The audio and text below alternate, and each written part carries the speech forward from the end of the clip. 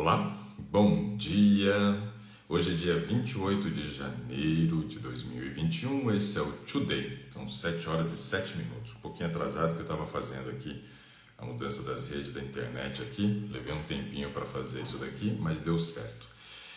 Bom, deixa eu cumprimentar as pessoas que já estão aqui comigo, a Alcirene está por aqui, a Agnes Melis também, a Noemi Chagas, Tede Mendes, Eudine Nabal, Maricele Tavares, Iva Amiga, Cerqueira Damares, Luci Safira, Luci SJ Safira, né? Virgínia Lopes, a Leila Jatke também por aqui, a Souza Beatriz também conosco, Elunay Cardoso, Círia de Souza, Emília Auyagui, Ivone Gomes, a Viviane 1008, o Joy Alves Leite conosco também, o CRRS Carlos, legal, muito bom pessoal, a Vilma Vieira também conosco, legal, muito bom pessoal, legal enquanto ter vocês por aqui. Muito bom. Rita também por aqui, a Cláudia Pereira, Vilma Vieira, a Neves RL, Sandra dos Santos, Rúbia Maia, a Fátima Pereira, Roberta Richard, conosco também, Zefinha Matos, legal, sejam bem-vindos. Pessoal, quero fazer só comentário de uma única notícia para vocês aqui, né? Não vou ficar destacando muita coisa sobre corona, ontem falamos só sobre corona, mas tem uma notícia aqui que a gente precisa só compartilhar, que é a seguinte, aumento de casos, reinfecção e menor eficácia das vacinas. Por que a variante do coronavírus detectada em Manaus preocupa o mundo? Manaus virou o centro das atenções, pessoal. O mundo está muito preocupado com essa nova variante, né? Ela teve uma que começou lá na África do Sul, preocupou bastante, porque ela chegou na Inglaterra e teve aquela disseminação de casos muito rápido. A Inglaterra precisou fazer lockdown, mas a Inglaterra pode fazer um novo lockdown, né? O sistema econômico lá é um pouquinho diferente do nosso, só um pouquinho, coisinha pouco assim. E eles fizeram um novo lockdown e ainda estão, né, numa fase bem crítica da doença. Depois, né, foram identificadas aquelas pessoas que vieram a Manaus e eram do Japão. E aí eles identificaram então essa variante, né, lá no Japão. Depois o Brasil começou a pesquisar e realmente descobriu essa nova variante. E aí no caso eles estão muito preocupados, né, com essa nova variante do vírus, né? E aí então eu queria só compartilhar isso daqui. Tem aqui umas frases interessantes que eu queria passar para vocês, que é a seguinte, veja só. O que a variante de Manaus tem, né? Por que ela hoje gera uma preocupação aí para o mundo, né? A exemplo do que ocorreu nos citado acima, que foi tanto África do Sul quanto Londres, os estudos com a linhagem Manauara, já tem até chamada linhagem Manauara, indicaram a presença de mutações com potencial de agravar ainda mais o cenário da pandemia. Então, a primeira delas, né, que foi identificada, e aí eles dão um nome aqui de N501Y, né, que também aparece nas cepas do Reino Unido e da África do Sul. Essas alterações genéticas mexem justamente na tal espícula, ou seja, naquele espinhozinho, como se fosse um espinho, né, que o pessoal tem dado esse nome, aonde o vírus consegue se fixar ali na célula, né, tornando o vírus ainda mais infeccioso. E aí também tem essa outra aqui, outras duas mutações presentes na P1, que foi o nome dado para essa variante encontrada lá em Manaus, são dois nomes complicados aqui, E484K e K417T. Escute bem isso daqui, Pelo que se sabe, até o momento, elas atualizam o coronavírus e permite que ele drible o sistema imune. Então, essa é uma segunda preocupação.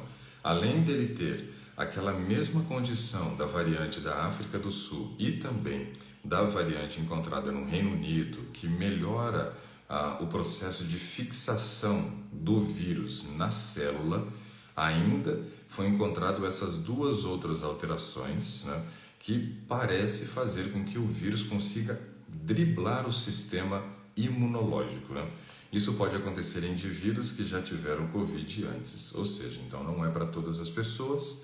Para as pessoas que já tiveram o Covid, eles estão dizendo que o sistema imunológico que construiu, né, durante o processo de combate da primeira vez que a pessoa foi infectada pelo vírus, anticorpos, e essa nova variante parece que consegue driblar esses anticorpos que foram produzidos, ou seja, a pessoa que já teve e ficaria imune, não fica imune diante dessa variante, né? Então, alguns estudos eles estão indicando que essas mutações podem ajudar o vírus a escapar dos anticorpos, né, neutralizantes da imunidade natural obtida após a infecção por outras variantes ou pela vacinação, explica o virologista aqui, Felipe Naveca, né, do Instituto Leônidas e Maria Deane. Agora, olha por que isso daqui preocupa. Escutem bem. Essa possibilidade, claro, precisa ser melhor estudada pelos cientistas antes de ser confirmada oficialmente. Não se sabe, por enquanto, se a nova linhagem é mais agressiva ou está relacionada a quadros mais graves da Covid-19. Mas o fato de ela atingir mais pessoas já representa um risco de lotação e até colapso do sistema de saúde, o que certamente tem impactado lá na mortalidade. Agora, por que eles estão muito preocupados também? Porque se você teve o Covid e desenvolveu, né, a imunidade contra a doença porque produziu anticorpos, essa nova variante que foi encontrada em Manaus, ela gera essa preocupação pelo seguinte: se você for vacinado e o seu organismo vai produzir anticorpos, mas de repente você tenha contato com essa variante, pode ser que realmente essa variante consiga driblar o sistema imunológico, mesmo que você tenha anticorpos, ou seja, ela vai conseguir infectar a pessoa mesmo depois que ela já tenha tido a doença ou que ela tenha sido vacinada.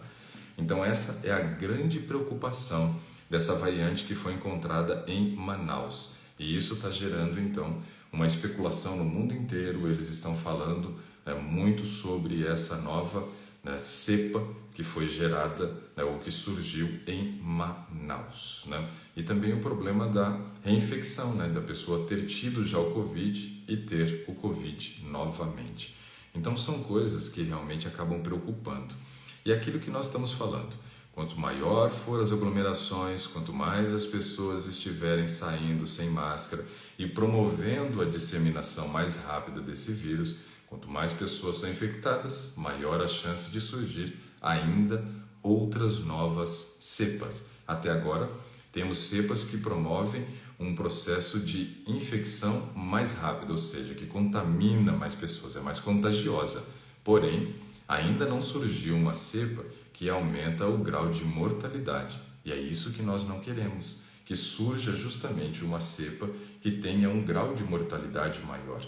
Porque se você já tem cepas que geram um processo de disseminação da doença mais rápido, se ainda aumentar o processo de mortalidade, aí a coisa complica bastante. E agora já temos uma cepa que vai driblar talvez a vacina. Então, o que nós vamos fazer? Vamos ter uma cepa que contamina muito, que dribla a vacina e que em algum momento pode causar um número de mortalidade maior. Aí não tem o que fazer, porque se ela dribla até a vacina. Então, nesse momento, é super importante evitar as aglomerações, que as pessoas continuem saindo, se cuidando dentro de casa, quando saírem, máscara, álcool e assim por diante, evitar a proximidade com outras pessoas. Ontem, por exemplo, eu estou fazendo um tratamento por causa de umas dores de cabeça antiga que eu tenho, e a gente percebe como que as pessoas, na hora de ficar numa fila e assim por diante, elas não respeitam aquela distância de 2 metros, ficam sempre muito próximas. Isso tudo promove uma disseminação maior do vírus. Se tem alguém contaminado, ele vai espalhar. Então as pessoas ainda não ganharam o grau de consciência, porém os cientistas já estão muito preocupados com essa nova variante e com o que pode vir pela frente, Precisamos nos conscientizar, precisamos nos cuidar, não tem outro jeito. Talvez nem a vacina resolva o problema, se não for o grau de consciência de cada um de nós. Bom, deixa eu ver se alguém fez aqui o pedido para participar conosco hoje. Eu estou vendo que a Marília Tomazini aqui, ela faz uma pergunta. Doutor, especiarias para cozinhar. Como noz moscada, canela, louro e outras, né, é prejudicial para nós? Li em alguns grupos que altera o sistema nervoso. Algumas pessoas, elas podem até ter um certo grau, né, de sensibilidade, por exemplo, a noz moscada e a canela, mas o louro não. O louro é tranquilo. Mas grande parte das pessoas que consomem canela não tem problema nenhum. E noz moscada da mesma forma. A questão é conhecer a individualidade. Eu, por exemplo, se eu comer canela, não tenho problema. Mas não é uma coisa também que me faça falta. Não preciso adicionar canela na comida. Louro também, minha esposa coloca, eu como, né, o feijão que foi preparado lá com folha de louro, porém eu nem gosto do louro, mas também não me faz mal. Então nós temos que observar as individualidades. Algumas pessoas, elas são mais sensíveis para essa questão e pequenas quantidades, né, de alimentos que têm um certo grau de estimulante já podem gerar, né, um efeito colateral, e aí tem que verificar. Deixa eu ver se mais alguém fez a pergunta ou pediu para participar. Havia uma pergunta assim: qual a opção para tomar colágeno sendo vegetariana? Bom, o colágeno, ele é uma proteína de origem animal, é uma proteína pobre nutricionalmente, né? Ela tem poucos aminoácidos, então ela é bem restrita de aminoácido. O que a gente tem visto que tem sido uma ótima opção é você utilizar um suplemento proteico, né? Um suplemento proteico e associar a outras práticas importantes. Por exemplo, o whey protein é a parte, digamos assim, boa do leite, né? É uma proteína que eles retiraram e ainda dá para se consumir, mas não querendo usar nada de origem animal, nós temos várias opções de proteína. Nós temos, por exemplo, a proteína do arroz integral, temos a proteína da ervilha, e a combinação entre arroz integral e ervilha é a melhor opção. Quando a gente acha no mercado uma proteína que é arroz integral e ervilha, pode ser utilizada com a finalidade de estimular a produção de colágeno. Porém, a gente tem que lembrar o seguinte: eu devo fazer o uso dessa proteína, desse suplemento, né? Adicionar ele na minha dieta, no meu cardápio diário, mas também devo considerar um aspecto importante. Para eu produzir um colágeno de boa qualidade, eu preciso fazer uso de vitamina C. Isso melhora a qualidade do colágeno. Uma outra questão: o colágeno é produzido durante o sono, então eu preciso dormir. Se eu não dormir, eu não vou produzir o colágeno que tanto desejo. Outro aspecto importante: para fazer a produção desse colágeno, eu preciso gerar estímulo. Então, tenho que fazer atividade física. A atividade física aumenta o estímulo para a produção de colágeno no organismo e também associar a uma alimentação onde tenha bastante água presente também. A água é um nutriente muito importante para nós, né? Então, muita água, sono de qualidade, exercício físico, vitamina C e o uso do suplemento proteico. Isso vai ajudar a estimular a produção de colágeno no nosso organismo. Deixa eu ver aqui, a Rúbia Maia fez uma pergunta: doutor, o que tomo para dar mais energia na academia? Bom, para dar mais energia na academia, tem algumas opções, né, que a gente pode utilizar, que são coisas naturais. Uma delas tem que fazer no formato de ciclo, Rúbia, não dá para usar direto, né? A creatina, por exemplo, é um produto muito utilizado porque ele ajuda você a ter uma melhor explosão muscular, ou seja, você suporta mais peso durante mais tempo. E isso favorece, obviamente, né, o crescimento muscular. Então, creatina é uma opção. Porém, a gente deve lembrar que creatina a gente deve fazer no formato de ciclo. A gente não vai tomar direto a creatina. A gente vai tomar por um período de 3 meses, 4 meses e depois suspender por 3 a 4 meses. Você faz no formato de ciclo a creatina. Outra coisa que você pode utilizar, que também pode te ajudar bastante a aumentar a disposição, né, para fazer a musculação, é a coenzima Q10. A coenzima Q10 ela é utilizada dentro da mitocôndria no ciclo de produção de energia, ou seja, ela vai produzir mais energia, vai ajudar no processo de produção de energia. Então é uma opção bem interessante. Coenzima Q10, 200 mg dela é o suficiente para você conseguir ter um melhor desempenho na academia. A Elunai pergunta se pode adoçar o chá de gengibre, se ele não perde o efeito adoçante. Nós temos, Elunai, aí alguns adoçantes ou edulcorantes, que seria o nome correto, né, que são ainda considerados, como que a gente pode falar assim, imunes, né, que não fizeram nenhum tipo de efeito colateral no organismo e não foram para o banco dos réus e nem foram julgados. Então você tem a estévia, você tem o xilitol ou o eritritol, que é da mesma família, e você tem também a talmatina. Qualquer um desses você pode utilizar para poder fazer o chá de gengibre. Lembrando que chá de gengibre, pessoal, você deve fazer no formato de infusão.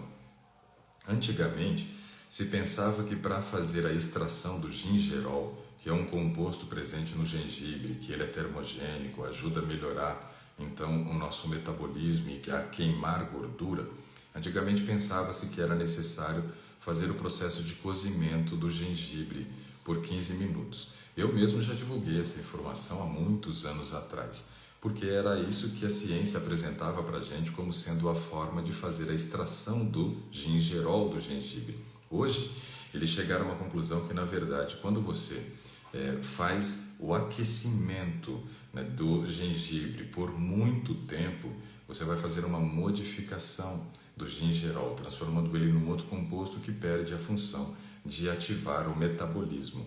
Então, o ideal seria que você fizesse o seguinte: ou cortasse o gengibre em fatias finas, ou então ralasse o gengibre. Aí sim você vai aquecer, ferver uma água e vai despejar por cima e fazer o processo da infusão. E aí você consegue extrair o gingerol do gengibre, que é esse composto termogênico e ajuda a queimar a gordura. E esse é uma opção também para quem vai para a academia, porque ele é um vasodilatador, né? Então ele aumenta a quantidade de sangue que chega na musculatura e pode ajudar até no desempenho, sim, de algumas pessoas. Eu, por exemplo, tenho alguns pacientes que eles fazem atividade física de endurance. O que é atividade física de endurance? É uma atividade de longa duração. Ou eles pedalam por muitos quilômetros e horas, ou eles correm por muitos quilômetros e horas também. Tem alguns que fazem aí provas, né, na montanha, correr no meio do mato e tal. Então é uma atividade de longa duração.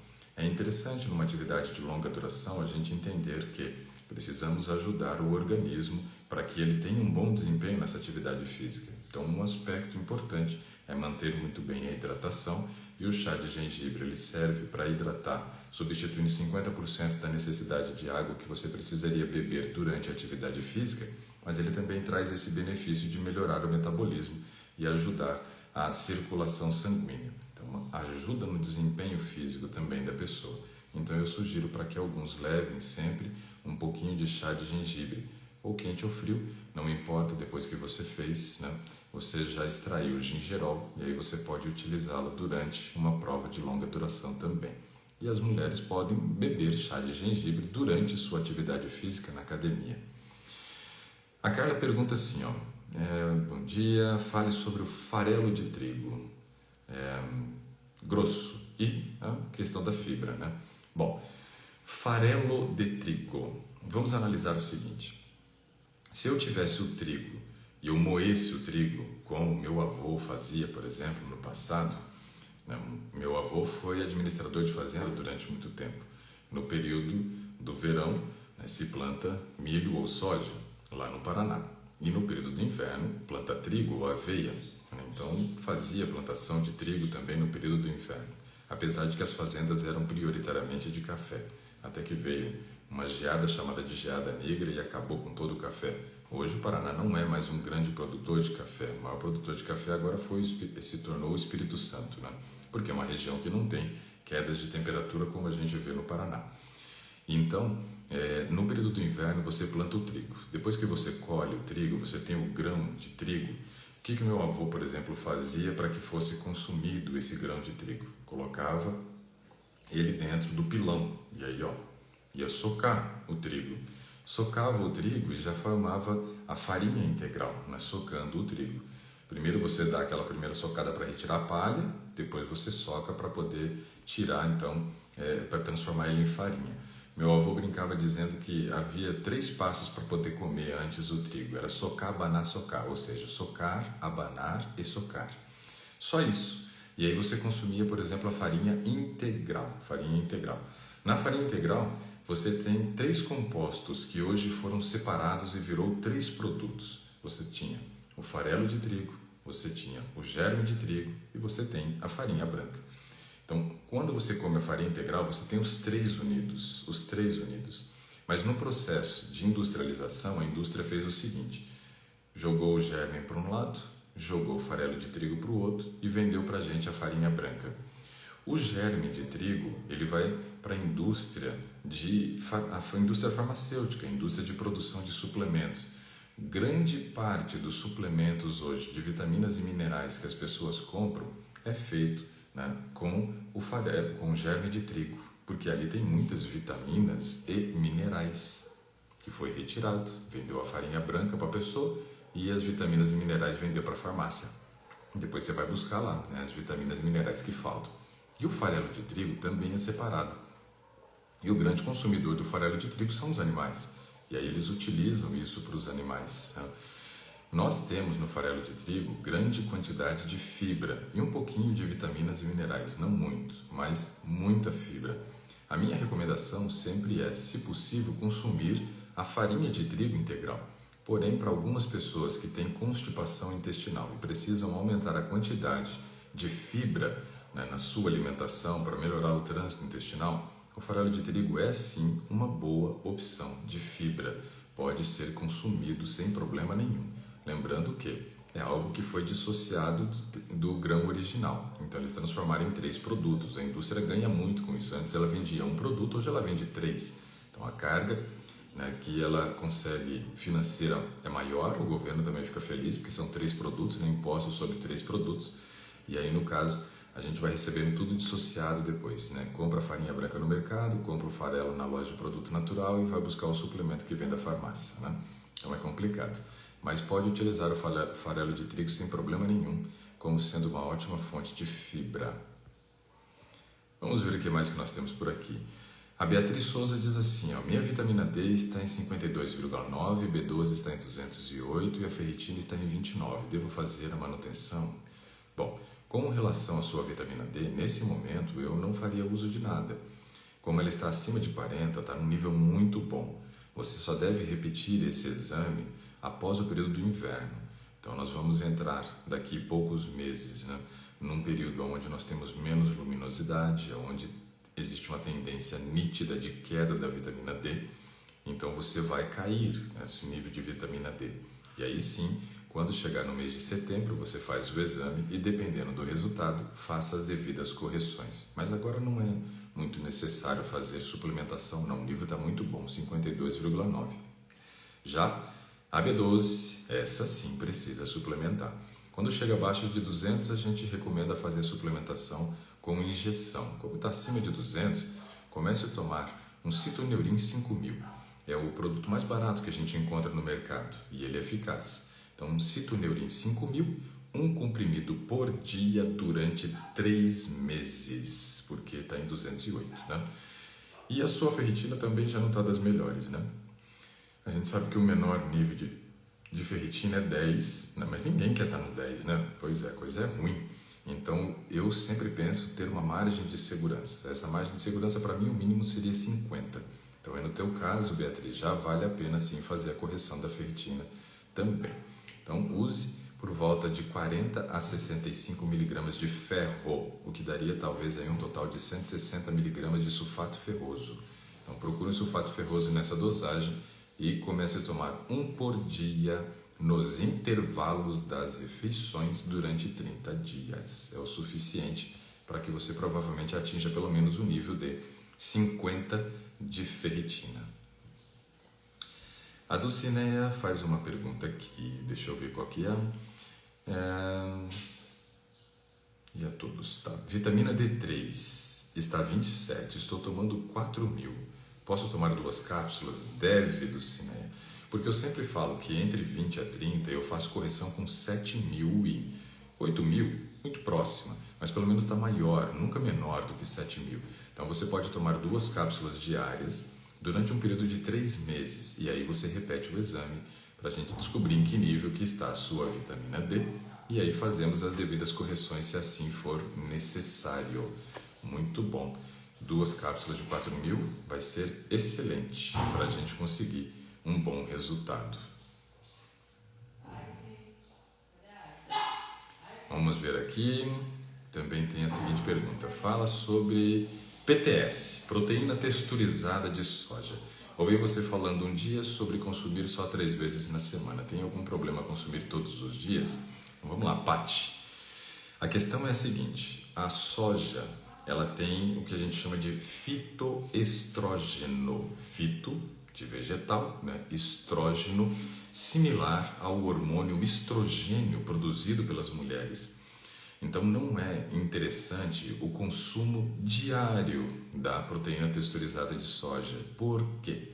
Porque esse fitoestrógeno, ele pode fazer 2 coisas. O primeiro, fazer com que você tenha um aumento do nível do estrogênio, então o teu organismo continua produzindo estrogênio e ainda você tem um estrogênio que vem exógeno, ou seja, que vem de fora, similar, mas que tem ação parecida. E aí você tem um aumento do hormônio sexual feminino. Isso não é bom. É bom que o hormônio esteja no nível de normalidade, nunca muito elevado. Então, essa é uma das coisas ruins correlacionadas ao consumo. Um segundo problema é que o teu organismo pode entender assim, já que está vindo de fora, eu não preciso mais produzir. E aí corre o risco, então, do teu organismo começar a diminuir a produção do estrogênio. E a diminuição da produção do estrogênio pode conduzir a um período de menopausa precoce. Por isso, não é interessante o consumo diário da proteína texturizada de soja. Ela é muito proteica, então em termos de composição nutricional, é um excelente alimento para compor a parte da proteína da refeição, porém tem esse viés, né, de ter o fitoestrógeno. Então não vale a pena o consumo diário. Ainda mais, né, se a gente falando que é um fitoestrógeno, por homens também não seria interessante. Por quê?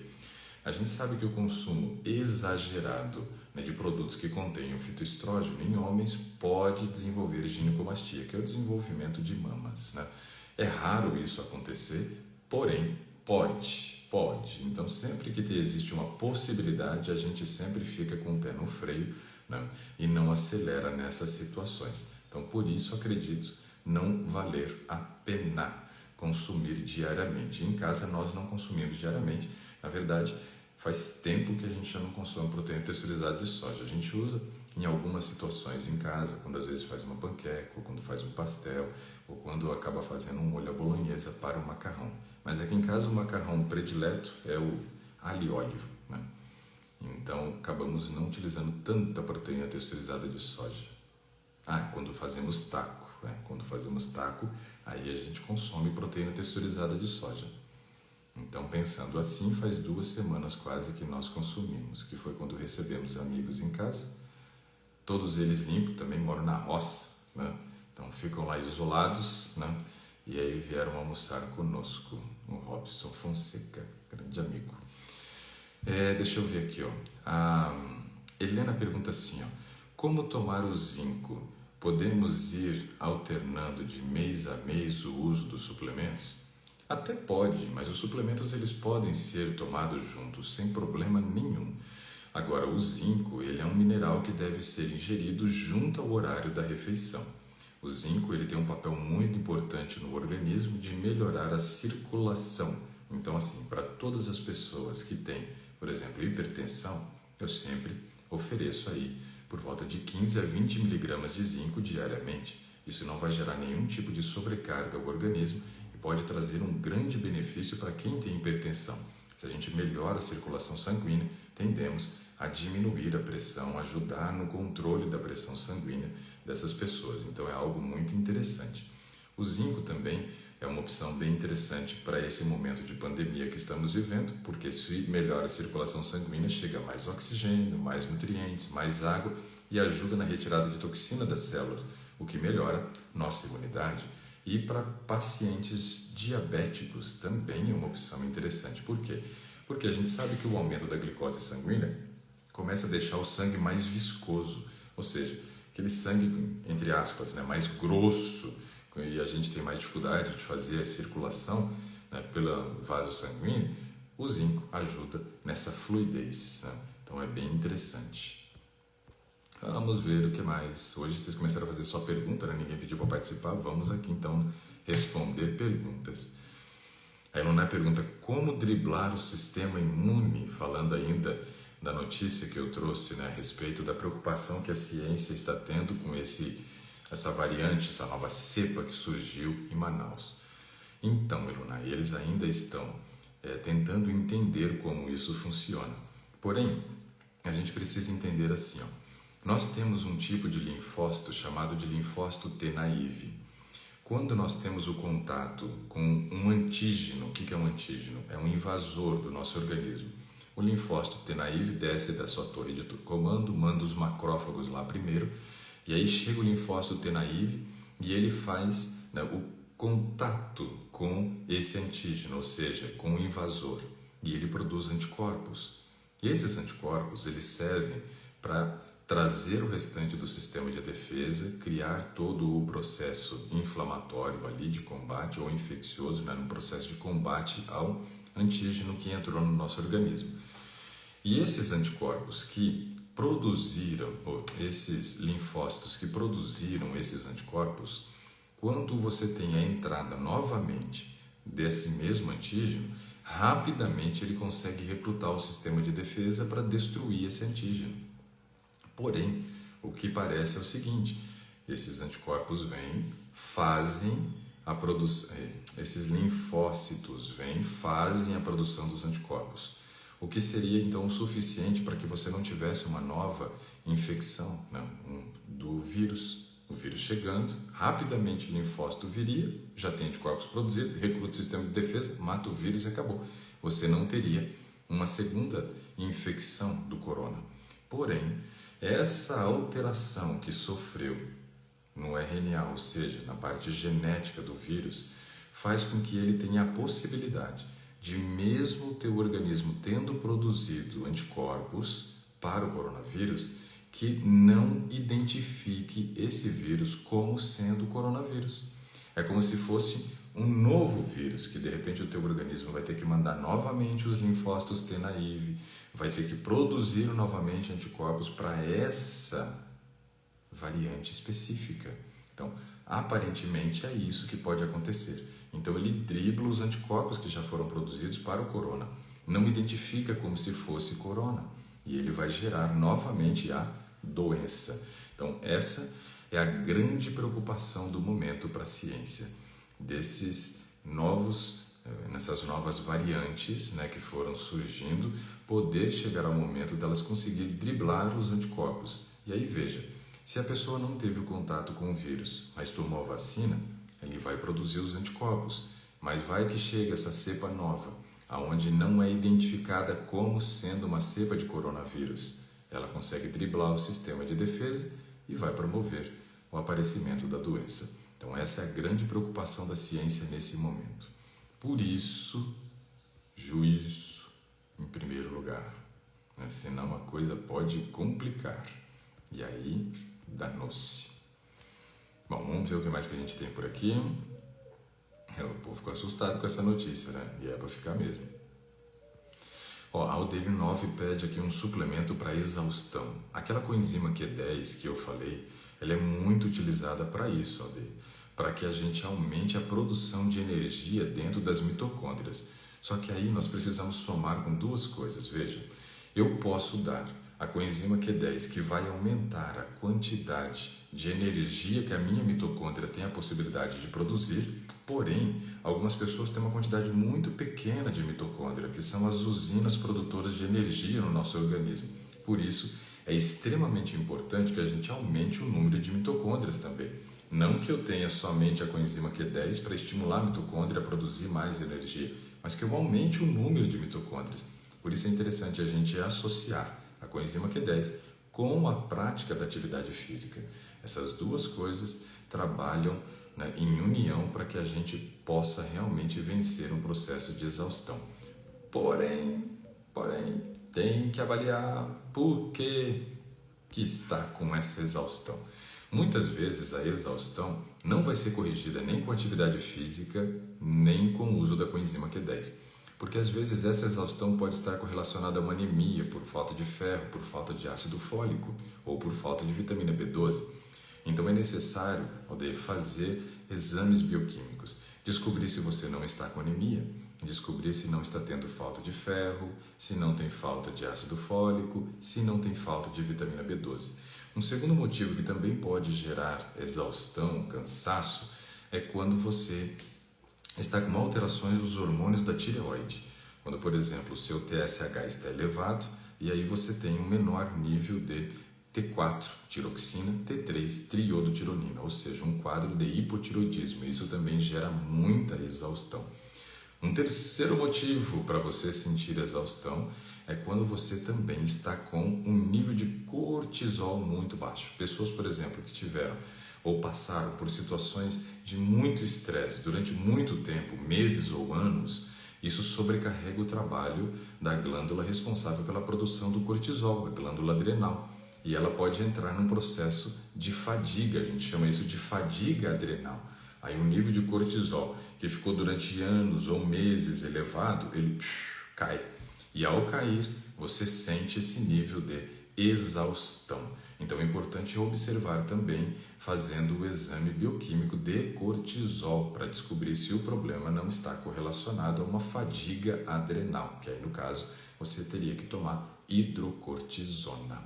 Então tem que observar todos esses detalhes. Não adianta simplesmente fazer o uso da coenzima Q10 associada à atividade física e esperar que vai dar resultado, porque se for uma dessas 3 causas que eu citei, não vai ser isso que vai resolver o problema.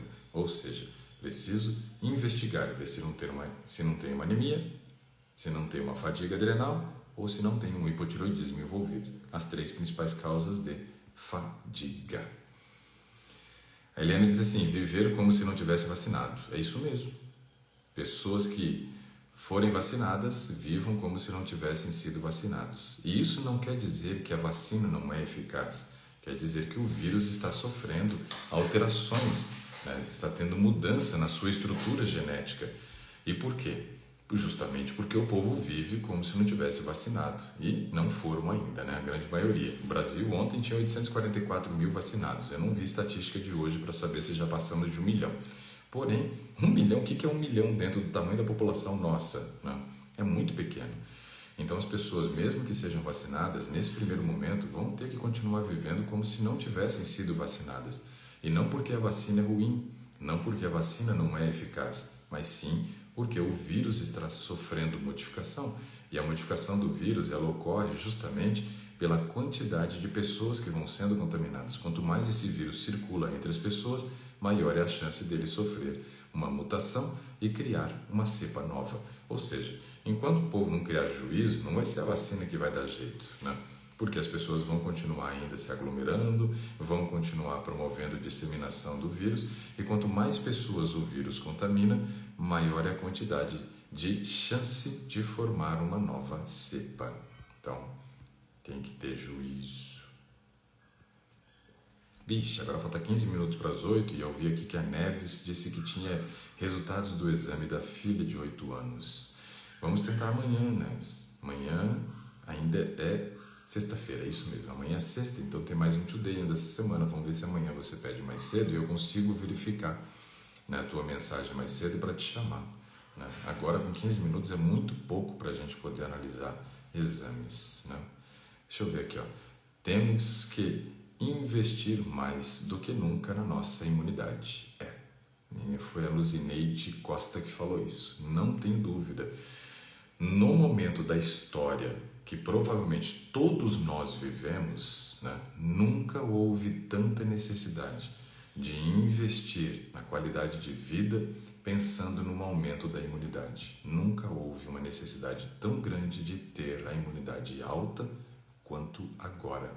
E aí nos preocupa. Por quê? Porque existem muitos erros de estilo de vida que as pessoas cometem que compromete demais a imunidade.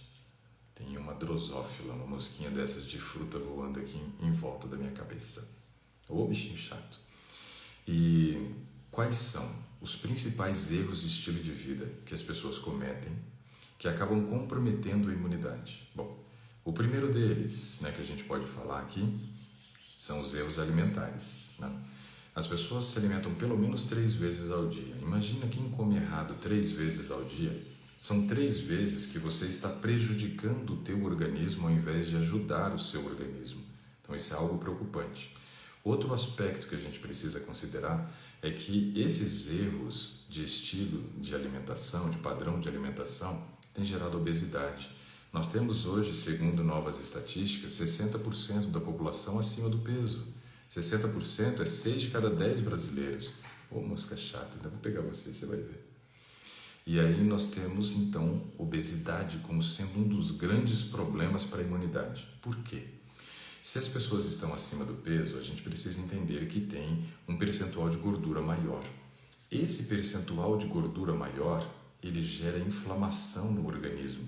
E essa inflamação compromete o sistema imunológico, porque seus linfócitos T naive, que são os vigilantes, eles precisam combater a gordura, criar anticorpos para combater a gordura. Então gera processos inflamatórios no organismo que acaba prejudicando nossa imunidade. Outro aspecto de erro de estilo de vida que as pessoas cometem, e isso daqui está presente em praticamente 7 de cada 10 brasileiros, porque a cada 3 brasileiros, 2 dormem mal, ou seja, daria 66% da população, nós temos então a insônia como sendo um grande problema. O dormir tarde, o dormir mal, é durante a noite que construímos o sistema imunológico. Então é impossível a gente pensar em ter um bom sistema imunológico dormindo tarde. E o padrão de sono da população é extremamente ruim, extremamente ruim. Alguns por negligência, não por causa de problema, mas porque chegam e ficam até altas horas envolvidos aí com redes sociais, com televisão e outras coisas mais. Ou seja, se envolvem em atividades que acabam prejudicando a chegada do sono, destroem a melatonina por causa dessa luminosidade que o seu olho recebe. Então esse é um problema, é um erro, mas um erro que a pessoa escolheu, não é muitas vezes um problema que ela tem para dormir. Tem gente que se tivesse deitado e desligado os dispositivos eletrônicos dormiria, mas não, prefere ficar nos dispositivos eletrônicos até altas horas. Isso acaba com a imunidade da pessoa. Outro erro muito clássico é a questão da falta do exercício físico. No Brasil, 7 de cada 10 brasileiros são sedentários. E como que a gente vai melhorar a nossa imunidade se a gente não faz atividade física? A atividade física ela melhora a circulação do sangue, que ajuda a melhorar a nossa imunidade. A atividade física faz com que a gente consiga promover algo extremamente importante. O tempo de resposta do sistema imunológico se torna menor, ou seja, a velocidade com que o seu organismo consegue recrutar as células do sistema de defesa para poder fazer o combate da entrada de um antígeno é mais rápido quando se faz atividade física. Isso é muito legal. E uma outra questão é que a atividade física ajuda no controle de peso, diminuindo processos inflamatórios do organismo e deixando o teu sistema imunológico disponível para combater, né, os vírus, bactérias, fungos ou qualquer outro que tente invadir o teu organismo. Então isso é muito interessante. E agora tem um outro problema que é muito grave hoje, muito grave. São os problemas emocionais. Esses problemas emocionais nos preocupam muito também, porque segundo estatística, 8 de cada 10 brasileiros sofrem de problemas emocionais. Quando nós temos problema emocional, nós estamos correlacionando a um aumento do nível de cortisol. Ninguém vai ter problema emocional e estar com cortisol normal, porque é justamente o cortisol, o hormônio do estresse, que se eleva no momento de uma crise de ansiedade, no período de depressão, quando você está com o nível de estresse elevado, o cortisol está alto. Esse cortisol, ele prejudica o nosso sistema imunológico, então é super importante manter o nível do cortisol mais baixo. Claro que não tão baixo a nível que eu falei, por exemplo, ali da fadiga adrenal, mas é super importante controlar o nível do cortisol. Então, saber gerir o emocional é fundamental. E muitas pessoas descompensaram totalmente nesse período de pandemia com relação ao seu padrão emocional. Teve muita gente que teve crises de pânico, o nível de ansiedade aumentou, a depressão aumentou. O isolamento, né, fez com que piorasse muito o emocional das pessoas. O isolamento fez com que diminuísse o nível de vitamina D, que as pessoas pararam de se expor ao sol e isso também prejudicou o emocional. Ou seja, tem várias questões importantes aí nesse aspecto. E para fechar a parte da imunidade, que nós estamos comentando aqui, o nível da vitamina D. A vitamina D, ela é um potente, né, estimulador do sistema imunológico. Algo que a gente sabe que a vitamina D tem como papel fundamental no organismo é ajudar o organismo a evitar ou a melhorar o combate contra doenças infecto-contagiosas. Então, veja, a vitamina D melhora o sistema imunológico para combater o coronavírus e outros vírus e outras bactérias, ou seja, qualquer doença infecto-contagiosa, ela tem dificuldade de se instalar no organismo das pessoas que estão com nível de vitamina D normal. Isso foi provado já há muito tempo atrás, mas pesquisas recentes agora, desde quando surgiu o corona, uma delas publicada na França, mostrou que pessoas que têm nível de vitamina D normal têm 4 vezes menos chances de desenvolver a doença do coronavírus. Por quê? Porque a vitamina D é um potente estimulador do sistema imunológico, ajudando no combate de doenças infecto-contagiosas, fazendo com que muitas vezes elas nem se instalem. Então, esse aspecto da vitamina D é muito importante. Então, realmente, a Luzineide Costa disse que nunca foi tão importante investir na nossa imunidade, e eu concordo plenamente. Nunca foi tão importante. Não sei se vocês sabem, eu tenho um curso que fala sobre como construir uma imunidade inabalável, né? Eu tive muito problema respiratório e isso só melhorou depois que a minha imunidade melhorou. E aí eu consegui melhorar dos problemas respiratórios. Agora, por exemplo, no final do mês de novembro, nós tivemos aí o lançamento do nosso programa, né, que é o Gastronomia Vital, o especial de Natal, nós fizemos. E como bônus, eu dei de presente o curso de imunidade para todas as pessoas que fizeram a aquisição do Gastronomia Vital Especial de Natal. Justamente porque nós estávamos percebendo, né, que seria um caos o final do ano. Uma coisa que eu já vinha dizendo desde o mês de novembro: cuidado com as aglomerações de final de ano, cuidado com as festas de fim de ano.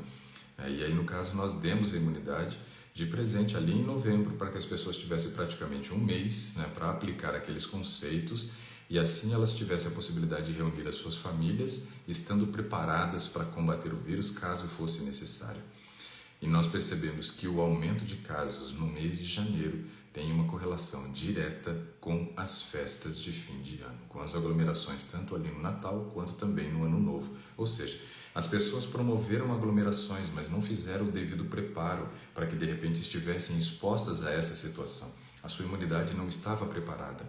E sem imunidade preparada e aglomeração, combinação perfeita para a disseminação do vírus e aumento da doença. E foi justamente isso que aconteceu. Então, por isso, nós presenteamos todos os nossos alunos que entraram nesse período com o curso de imunidade, para que eles tivessem a possibilidade de ter essa melhora da imunidade. Isso é coisa que realmente é plausível, é possível, nós conseguimos, fazendo ajustes no nosso estilo de vida, melhorar nossa imunidade, sim. Mais uma pergunta aqui, ó.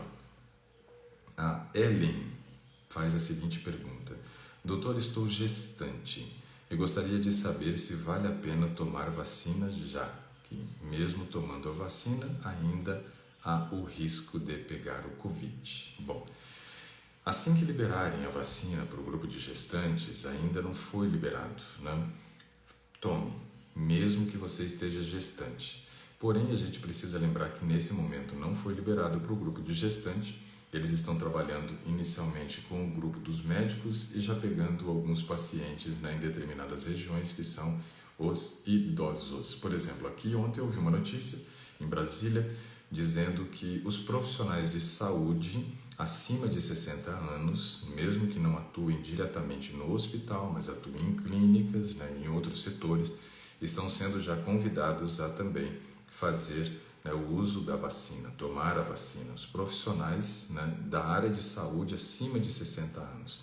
Então nós temos todo um cronograma, um processo que vai sendo feito. Porém, a vacina ainda não foi liberada para as gestantes, né? Quando for liberado, vale a pena sim. Por quê? Mesmo tendo a vacinação, pode ser que eu desenvolva a doença? Pode. Porém, se você tiver anticorpos já produzidos contra o corona e desenvolva a doença, você não vai chegar a um caso grave da doença, pelo menos essa é a grande expectativa da ciência, que pacientes, né, que chegariam a um caso grave, tendo contato com o vírus, não chegue a ter um caso grave e o grau de mortalidade seja 0 entre as pessoas vacinadas. Isso foi o que saiu como resultado, por exemplo, da Coronavac. A Coronavac ela teve 50% na verdade de eficácia na prevenção da doença, mas foi 100% eficaz para evitar que o paciente que desenvolveu a doença venha morrer. Então vale a pena por causa disso, de evitar os casos graves e também diminuir a mortalidade ou até mesmo zerar a mortalidade, né, para quem desenvolver a doença.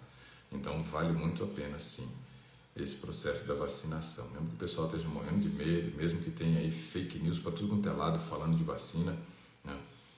Essas duas vacinas que estão sendo utilizadas no Brasil, tanto a de Oxford quanto a da China, são vacinas de tecnologia conhecida. Eu gosto muito da vacina da China, não porque a tecnologia não é conhecida, é porque vem da China, né? O vírus surgiu lá e a primeira a ter a vacina circulando aí dentro dos países foi a China. Poxa, então dá a impressão de que os caras já sabiam, já estavam trabalhando, né, para poder desenvolver uma vacina quando o mundo ainda nem sabia que existia o tal do vírus, né?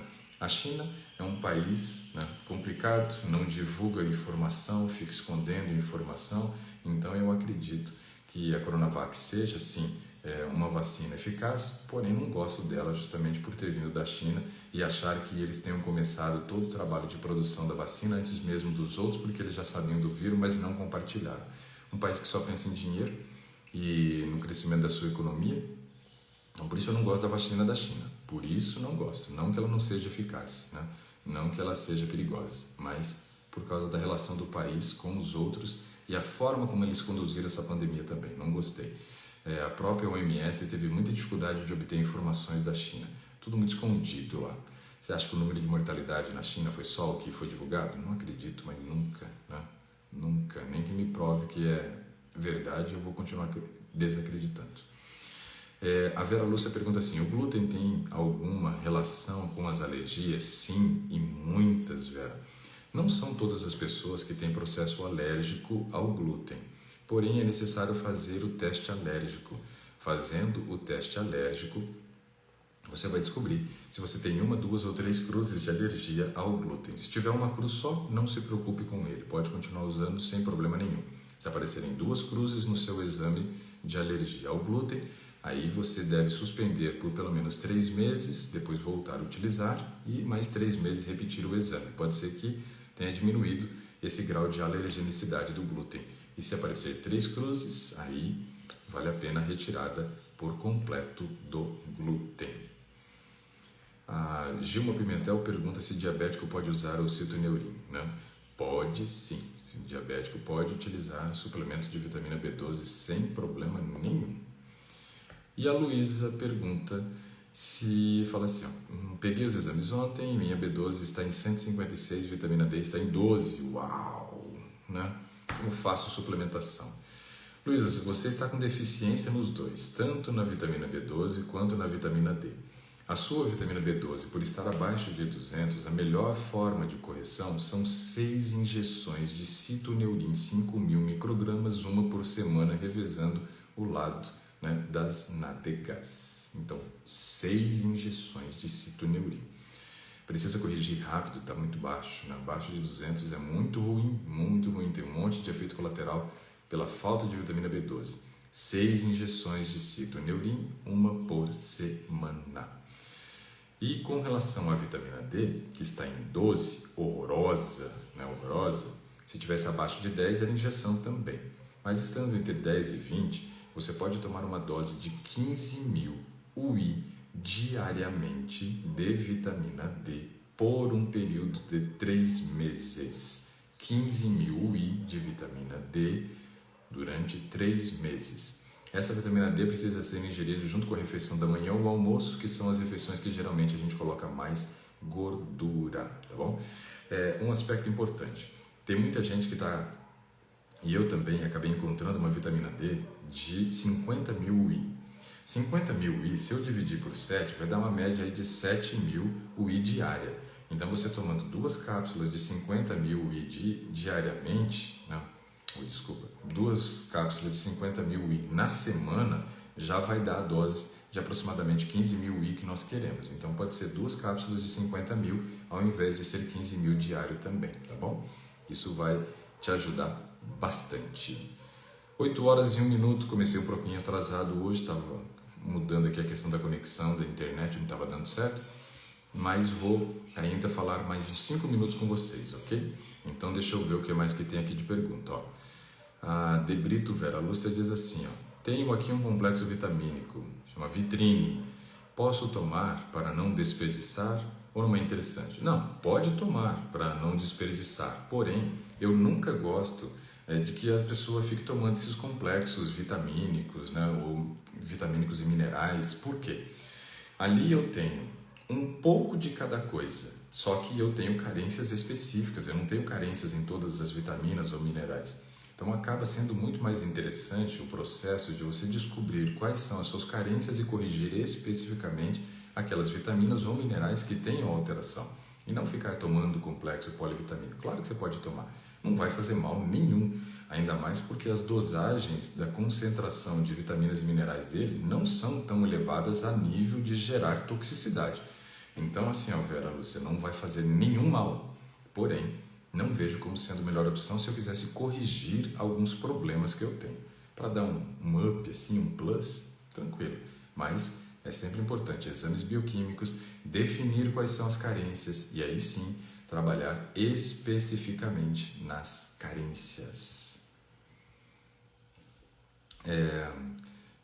E a Valdirene Almeida diz assim, ó, bom dia, meu exame de fã deu não reagente, não se lembras que me pediu.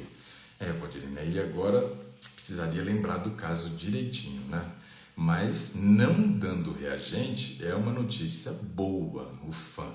Porque o fã é um exame que a gente faz para poder definir se tem doenças autoimunes. Quando dá não reagente, é motivo para comprar uma caixa de rojão e soltar fogos, né? Mas fogos produz fumaça, fumaça traz contaminação ambiental, então não solte fogos, né? Silvana Coelho diz assim, ó, bom dia, meu filho tem 13 anos e o potássio está no limite, preciso corrigir? Bom, quando você fala no limite, eu entendo o limite inferior, né? Limite inferior. Não é necessário fazer uma suplementação de potássio, é só ele começar a comer mais banana, mais vegetais verde escuro, mais frutas secas, que ali tem uma grande concentração de potássio, e aí já vai fazer as devidas correções. Epa, deixa eu ver aqui, ó. Tem mais uma aqui, ó.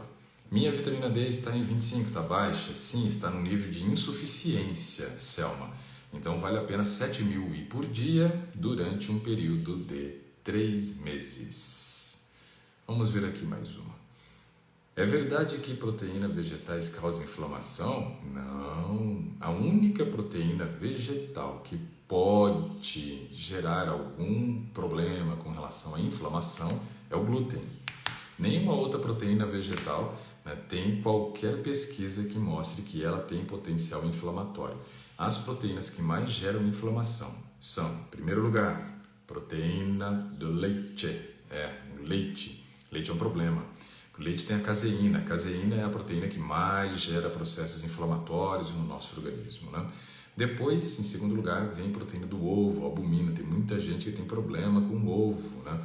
No entanto, que tem muita gente que quando vai tomar vacina se dana, né? Porque tem vacina aí que eles usam albumina, né, na vacina. E aí não pode tomar, porque tem alergia. E a terceira seria o tal do glúten. Aí sim, a primeira proteína vegetal que gera processo de inflamação. Então não é comum os processos inflamatórios correlacionados à proteína vegetal, somente ao glúten. A Cláudia Lima diz assim, proteína de 2 fontes na mesma alimentação pode causar algum problema? Não. Carboidrato de 2 fontes gera problema, gera mais fermentação e ainda gera aumento de peso. Proteína precisa. A gente precisa de pelo menos 2 proteínas nas refeições principais, como de jejum e almoço, para que a gente supra a necessidade proteica. Somente à noite que a gente usa uma fonte proteica só. Mas a combinação de fontes diferentes de proteína não gera nenhum tipo de prejuízo, somente benefício. Só vai gerar malefício se você tiver o ácido úrico elevado. E a Debrito Vera Lúcia faz outra pergunta aqui, ó. Não, essa daqui eu já li, é a do suplemento aqui, mineral. Deixa eu ver se tem mais uma. Quem tem gastrite pode usar gengibre? Boa pergunta, Márcia. Veja, o gengibre, para algumas pessoas, ele pode aumentar a produção de ácido no estômago. Para algumas, quantas? Não sei. A questão é que nós temos que fazer o teste. Eu, por exemplo, tomava bastante chá de gengibre quando a gente fazia os nossos cursos presenciais, né? Agora, como não estamos podendo fazer curso presencial, e nunca tive problema com relação ao gengibre e a questão da gastrite ou qualquer outra questão correlacionada a estômago e esôfago. E a gente sabe que uma ou outra pessoa tem sim a sensibilidade. Se a pessoa tiver a gastrite, ela tem que testar. Se ela não tiver, provavelmente ela não vai ter problema nenhum com relação ao uso do chá de gengibre. E a Fátima Pereira pergunta se o gengibre pode ser utilizado cru no suco. Pode sim, só que aí você não consegue extrair o gingerol.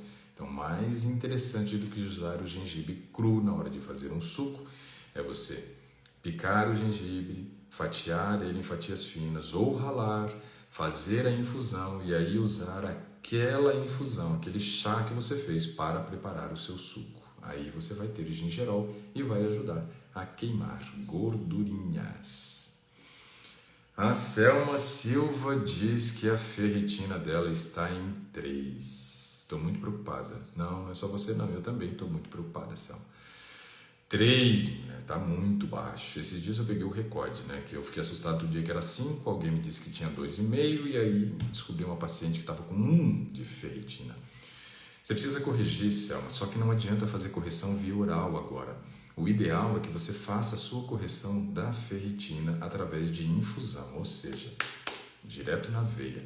Aí você precisa ir ao médico e descobrir onde tem um centro de infusão, um local onde eles possam já fazer esse ferro entrar diretamente para a corrente sanguínea, para que você possa então resolver esse problema dessa ferritina baixa. Estou vendo que a Sandra Rocha está pedindo para participar, só ali agora. Então assim, precisa corrigir direto na veia, né? A Ilunai disse assim, vou ter que ver de novo, passei no túnel e o sinal acabou.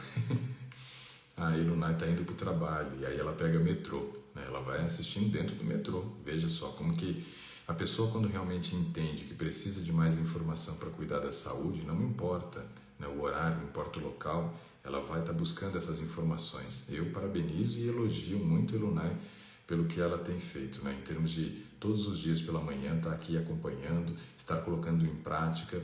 Se tornou, depois de ter participado do Today, ela virou minha paciente, hoje é aluna do curso de transformação, já emagreceu aí acho que uns 14 quilos, né?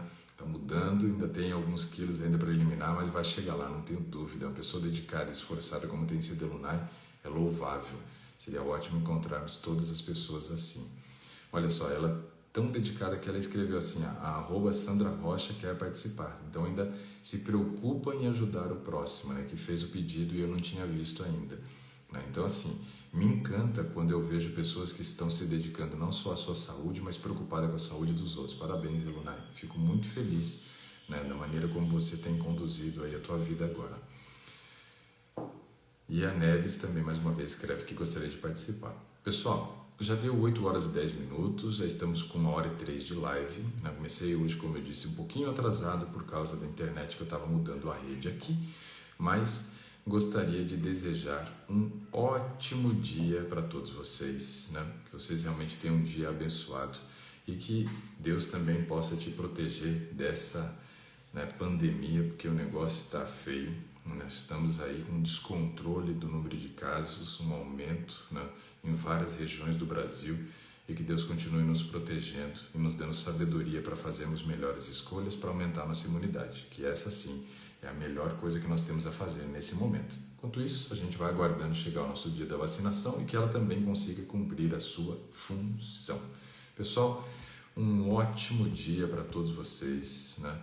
Esse é o meu desejo para cada um de vocês, tá bom? Um abraço, até mais, tchau, tchau.